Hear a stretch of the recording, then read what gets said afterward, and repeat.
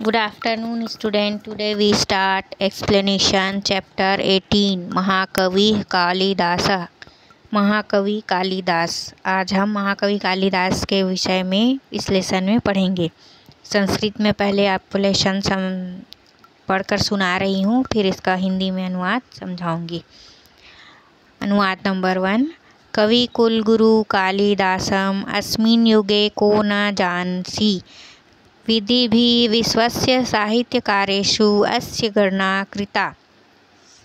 बहवः विद्वांसः उज्जयिन्यामेव अस्य जन्मभूमि मन्यन्ते। अन्यैव हेतुना तस्य कृतिषु उज्जयिन्या वर्णनं सज्जातम् उक्तं च विक्रमादित्यस्य नवरत्नेषु कालिदासः एकः। इसका हिंदी में अनुवाद है। कवि कुलगुरु कालिदास को इस युग में कौन नहीं जानता है। कवि कुलगुरु कालिदास को आज के समय में हर कोई उनके नाम को जानता है, क्योंकि वह प्रसिद्ध और विख्यात हैं। विद्वानों के द्वारा विश्व के साहित्यकारों में इनकी गणना की जाती है। साहित्यकारों में इनकी गणना की जाती है। महान साहित्यकारों के रूप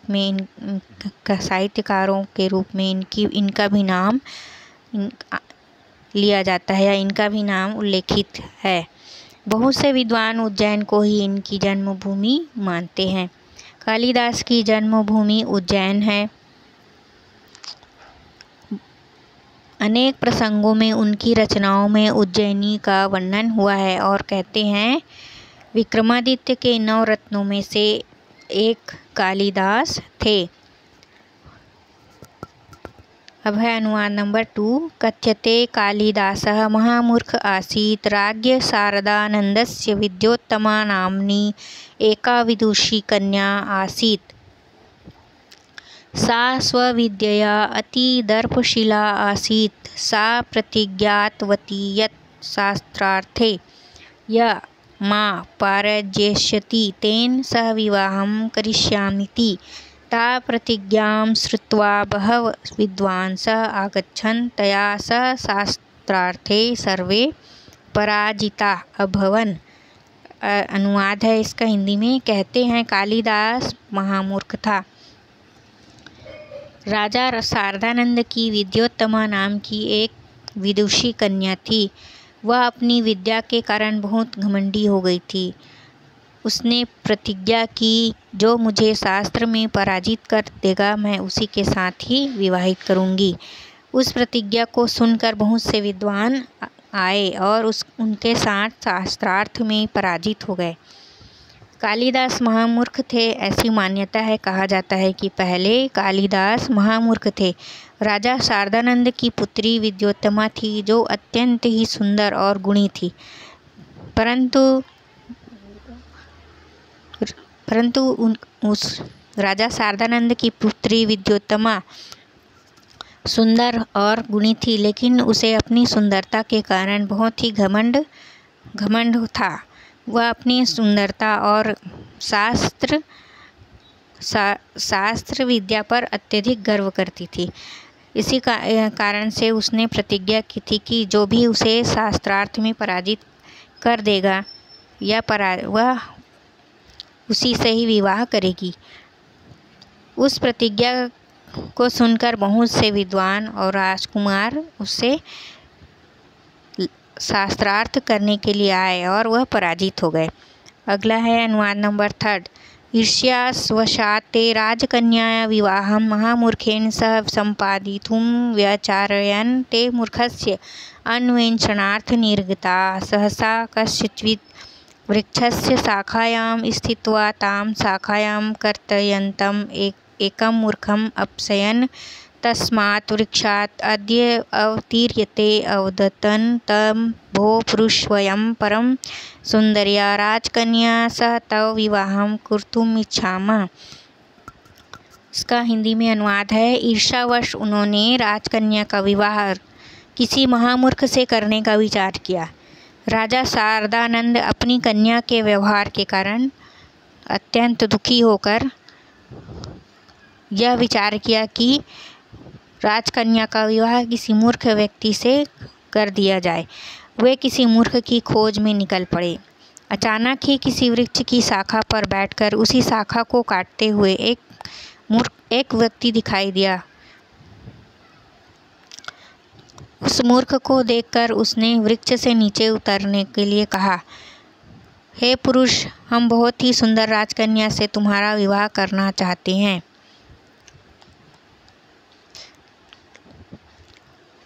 उस व्यक्ति को नीचे उतरने के लिए कहा और उसके नीचे उतरने के पश्चात उससे राजा बोले कि हे पुरुष, हम बहुत ही सुंदर राजकन्या से तुम्हारा विवाह करना चाहते हैं। अब अनुवाद नंबर 4। वयम स्वगुरु रूपेण तव परिचयं दास्याम परम त्वं किमपि न वक्ष्यसि तं मूर्ख नीत्वा विद्वांस राजकन्या समीपम्।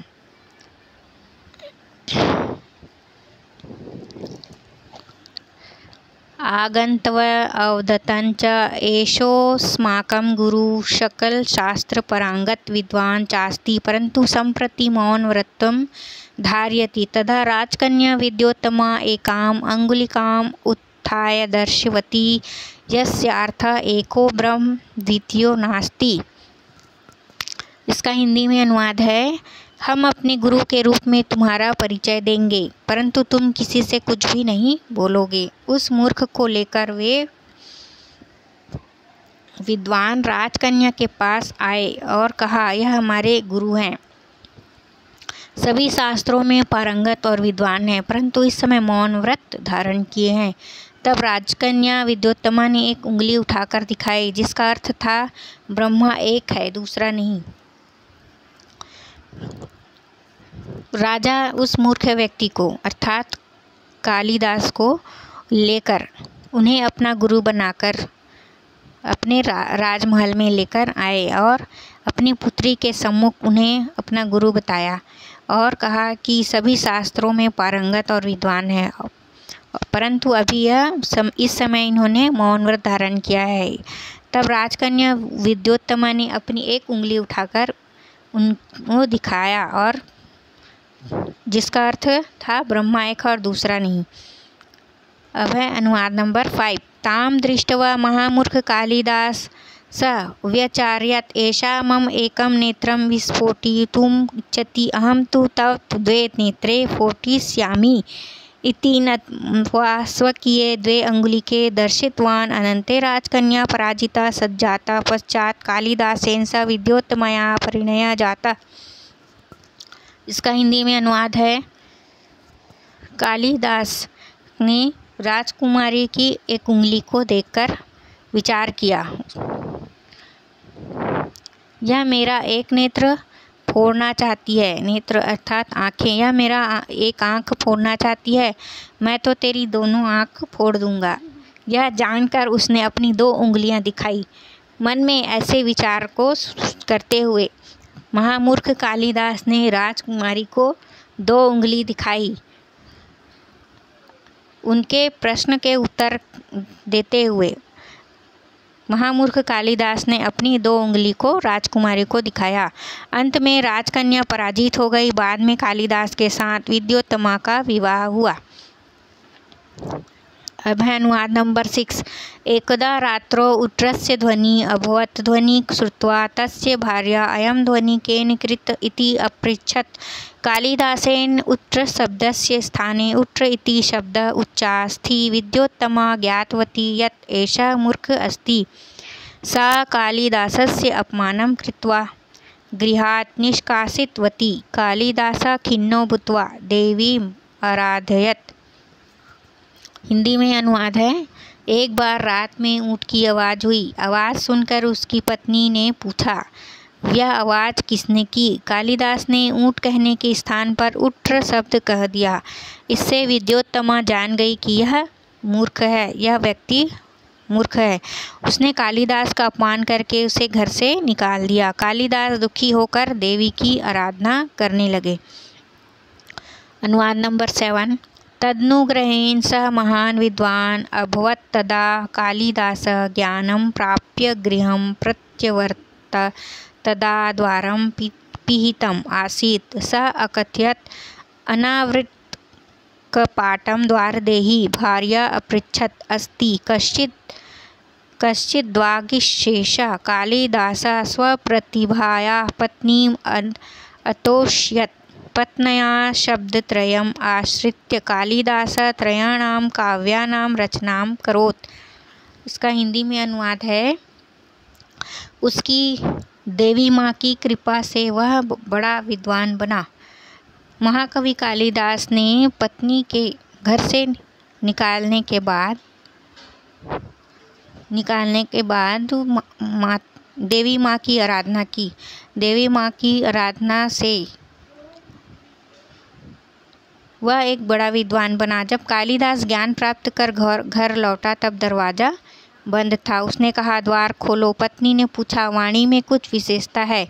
कालिदास ने अपनी प्रतिभा से पत्नी को संतुष्ट किया। पत्नी के 3 शब्द का सहारा लेकर कालिदास ने 3 काव्यों की रचना की। अनुवाद नंबर 8। यथा अस्ति इति शब्देन कुमारसंभवम् अस्ति उत्तरस्यां दिशि देवतात्म कश्चित् इति शब्देन मेघदूतं कश्चित् कान्तावीर्यः गुरुणा स्वाधिकारतं प्रमत्तः तथा वाक् इति शब्देन रघुवंशं महाकाव्यं वागर्थार्वविसंपृक्तो। तदनन्तरं कालिदासेन चतुर्णा ग्रन्थानां रचना कृता। कालिदासेन मुख्या 7 ग्रंथा विरचिता। इसका हिंदी में अनुवाद है, जैसे अस्ति शब्द से कुमार संभव की रचना हुई। अस्य तुरस्यताम दिशि देवात्मा, उत्तर दिशा में देवताओं की आत्मा है। इसका हिंदी में अर्थ होगा, उत्तर दिशाओं में देवताओं की आत्मा होती है। कश्चित शब्द से मेघदूतम की रचना हुई। कश्चित कांतिरीय गुरुणा स्वाधिकारात्म प्रमत्ता, अपने काम में प्रमोद करने से पति का विरह भोगना पड़ता है। अपने काम में प्रमोद करने से पति का विरह भोगना पड़ता है, अर्थात अपने काम को पूर्ण मन से ना करने से पति से हम दूर हो जाते हैं। या वाग शब्द से रघुवंश महाकाव्यम की रचना हुई। वागार्थ विष संप्रवृत्तो, शब्द और अर्थ के समान मिला हुआ, जिसमें ऐसा शब्द हो जिसका अर्थ दोनों ही उसमें समाहित हो। उसके बाद कालिदास ने 4 ग्रंथों की रचना की। कालिदास ने मुख्यतः 7 ग्रंथों की रचना की। कालिदास ने 7 ग्रंथों की रचना की है। अब है अनुवाद नंबर 9। एतेषु 2 महाकाव्ये रघुवंश महाकाव्यम कुमार संभव, 2 खंडकाव्ये मेघदूतम ऋतुसंहारम, 3 नाटकानि अभिज्ञान शाकुंतलम विक्रमो वर्षीयम मालविकाग्निमित्रम। तेषु अभिज्ञान शाकुंतलम श्रेष्ठतमा रचना अस्ति। जर्मन कवि गेटे महोदयेन अस्य काव्यस्य प्रशंसा कृता। अस्य ग्रंथस्य विषये एका शुक्ति प्रचलिता, काव्येषु नाटकं रम्य तत्र रम्या शाकुंतला। हिंदी में अनुवाद है, इसमें महाकवि कालिदास ने 2 महाकाव्यों की रचना की है, जिनके नाम है, पहला रघुवंशम महाकाव्य और दूसरा है कुमार संभव। 2 खंड काव्यों की रचना उन्होंने की है, जिनके नाम है, पहला है मेघदूतम और दूसरा है ऋतुसंहार। इसकी भी रचना महाकवि कालिदास ने की है, जो खंड काव्य कहलाता है। महाकाव्य का अर्थ होता है कि जिसे महाकाव्य उसे कहते हैं जिसमें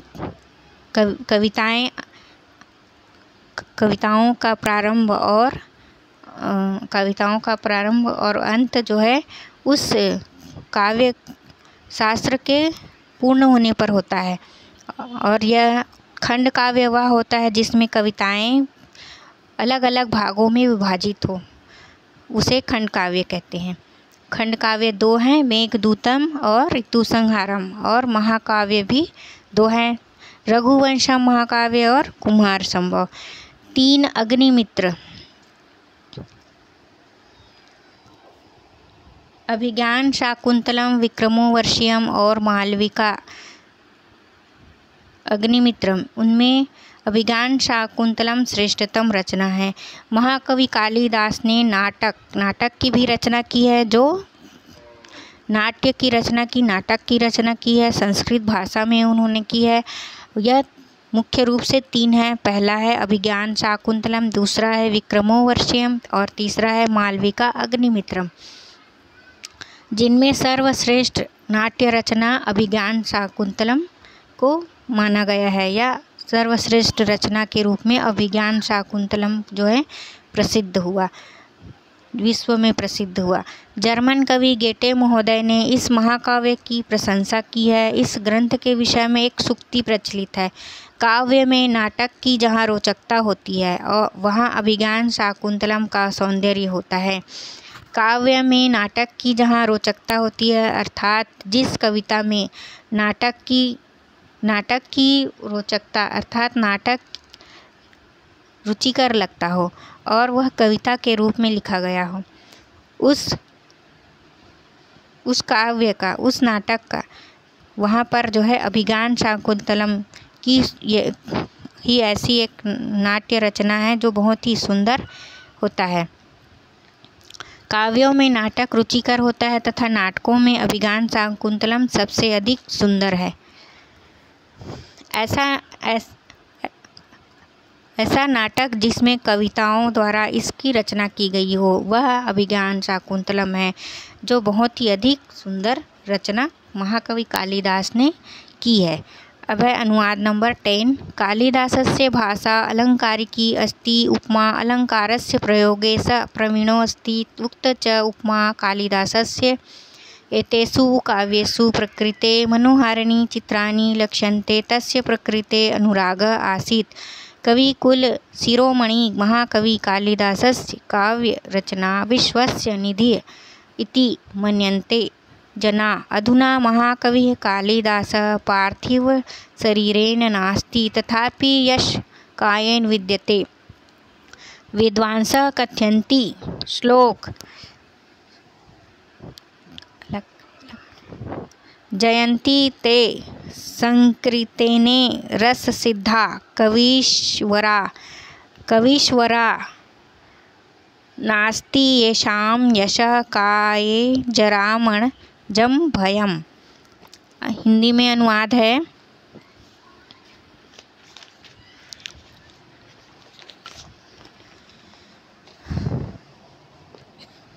कालिदास की भाषा अलंकार से युक्त है। उपमा अलंकार के प्रयोग में वे कुशल थे और कहा गया है उपमा कालिदास की उनके काव्य में प्रकृति का मनोहारी चित्र दिखाई देता है। कालिदास ने प्रकृति का सुंदर चित्रण अपने काव्य में किया है। उनकी प्रकृति के प्रति बहुत प्रेम था। कालिदास जी की रचनाओं में प्रकृति की सुंदरता का बहुत ही सुंदर चित्रण प्रस्तुत किया है। कवि कुल शिरोमणि महाकवि कालिदास की काव्य रचना विश्व की अमूल्य धरोहर है। ऐसा लोग मानते हैं कि आज महाकवि कालिदास का पार्थिव शरीर नहीं है, तो भी यश रूपी शरीर से आज वो हमारे बीच में हैं। उनका नाम, यश रूपी उनका नाम हमारे बीच है। विद्वान कहते हैं अच्छी कृतियों वाले उन रस सिद्ध कवियों की जय हो, जिनके यश रूपी शरीर में बुढ़ापे और मृत्यु से उत्पन्न भय नहीं रहता। महाकवि कालिदास की श्रेष्ठतम रचना अभिज्ञान शाकुंतलम। उन्होंने 7 ग्रंथों की रचना की है और प्रकृति के प्रति उन्हें अपार लगाव था, जो उनकी रचनाओं में हमें दिखाई देता है। महाकवि कालिदास विश्व प्रसिद्ध कवि है। उनके बारे में हमने इस लेसन में जाना। तो स्टूडेंट, आपका लेसन कंप्लीट हो गया है। Watch this video and like subscribe my channel.